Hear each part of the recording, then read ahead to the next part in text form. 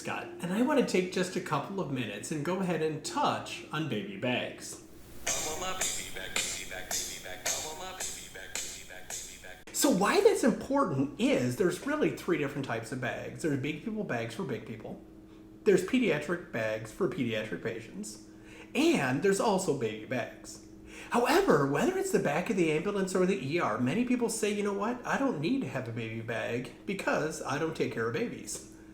The problem is, if you think about it, if you take care of a pregnant mom, by default, you also take care of babies. So somewhere in the back of your rig or the ER, you really ought to have access to a baby bag. And when you're trying to figure out how hard do I need to bag, you've got the manometer. And the manometer is nice because, yes, it has numbers, but more importantly, it's got colors. And if you practice with a baby bag, if you just simply put your thumb over the hole and you were to go ahead and gently start to bag. And remember, to bag, all it takes is just your finger and maybe your thumbs. That's it. You'll see it goes to green, which is good, yellow, which is caution, and red means you're about to do something really stupid. And that's important because especially in babies where your stress level is understandably through the roof, it's way too easy to give way too much pressure. Now, the other thing that's so vitally important about baby bags is they have some variation of this thing right here, which is called a Popoff valve. And the Popoff valve is otherwise best described as the please don't kill the baby valve. And why that's important is, again, if you were to take both hands and squish, bad things happen. But if you put your finger over the hole to simulate being hooked up to a tube, and if you watch right here, when you squeeze really hard and really fast, you'll see that it pops off. And that's important because that allows you to give enough pressure that just about every baby's chest goes up and down.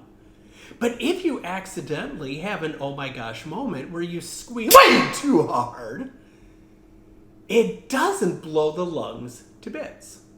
However, if you take a look, most have an ability that you can flip up a bar and you can then defeat the Popoff valve. And if you defeat the Popoff valve, you can give as much pressure as you possibly want.